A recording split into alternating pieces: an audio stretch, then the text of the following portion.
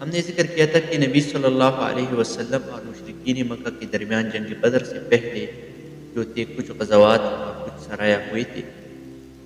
4 سرایہ ہم نے بیان کی تھی، اس کے بعد رسول اللہ صلی اللہ علیہ وسلم نے 4 غزوات کی تھی۔ جنگ بدر سے پہلے چھوٹے چھوٹے غزوات تھے۔ ان میں سے پہلا جو غزہ تھا وہ تھا غزوۃ الابوہ۔ یہ غزہ جو تھا یہ ودان کے علاقے میں واقع ہوا تھا۔ رسول اللہ صلی اللہ علیہ وسلم کے ساتھ 70 صحابہ کرام تھے، اور پرچم جو تھا جو جہادی پرچم تھا وہ حمزہ رضی اللہ تعالیٰ عنہ کے پاس تھا، اور رسول اللہ صلی اللہ علیہ وسلم قافلہ پکڑنے کے لیے نکل گیا۔ جب وہ پہنچا ودان کے علاقے تک، وہ رسول اللہ صلی اللہ علیہ وسلم پہنچا تو ادھر سے قافلہ جو تھا وہ گزر چکی تھی، اور رسول اللہ صلی اللہ علیہ وسلم اور مشرکین مکہ کے جو سامنا تھا وہ نہیں ہوا۔ رسول اللہ صلی اللہ علیہ وسلم نے ایسا نہیں کیا کہ ادھر سے وہ واپس جلدی سے واپس موڑے اور مدینہ منورہ واپس آئے، بلکہ رسول اللہ صلی اللہ علیہ وسلم نے ادھر 5 دن گزارے، اور وہ اس لیے گزارے تاکہ باقی جو عرب کے قبائل ہیں ان لوگوں کو پتہ چلے کہ رسول اللہ صلی اللہ علیہ وسلم اور صحابہ کرام ایک طاقت بن چکی ہے۔ رسول اللہ صلی اللہ علیہ وسلم نے ادھر 5 دن گزارے، اور ادھر جو تھا وہ بنو زمرہ جو قافلہ تھا اس کے ساتھ رسول اللہ صلی اللہ علیہ وسلم نے، جو قبیلہ تھا بنو زمرہ، اس کے ساتھ رسول اللہ صلی اللہ علیہ وسلم نے صلح بھی۔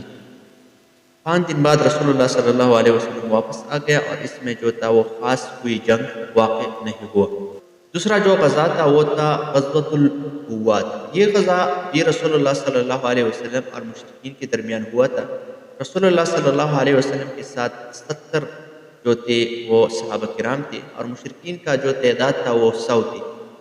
رسول اللہ صلی اللہ علیہ وسلم نکل گیا قافلے پکڑنے کے لیے۔ بنو امیہ کا قافلہ تھا، اس کے ساتھ تقریباً 250 اونٹ تھے۔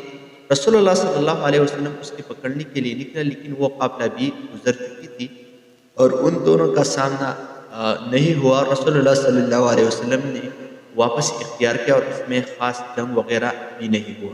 تیسرا جو غزہ تھا وہ تھا غزوۃ الصفوان۔ غزوۃ الصفوان ایسا واقع ہوا تھا کہ مدینہ منورہ پر رات کے وقت قرم ابن جابر نامی شخص نے حملہ کیا، اور مدینہ سے اس نے کچھ بھیڑ بکریاں چرا لی۔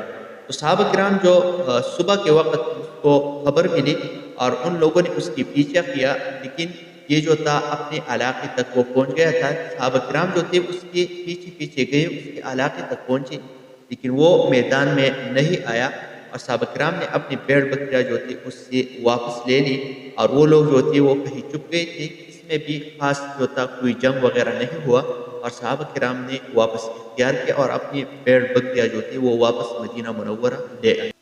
چوتھا جو غزہ تھا وہ تھا غزوۃ العشیرہ یا غزوۃ العشیرہ۔ یہ ابو سفیان کا ایک قافلہ تھا، وہ شام کی طرف چلے گئے تھے، کچھ تجارت کے لیے چلے گئے تھے۔ وہ واپس آ رہے تھے، صحابہ کرام کو خبر ملی۔ ابو سفیان کے ساتھ تقریباً 200 آدمی تھے۔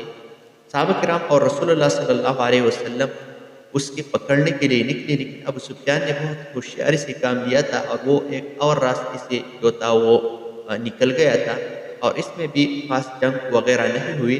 تو صحابہ کرام نے واپس اختیار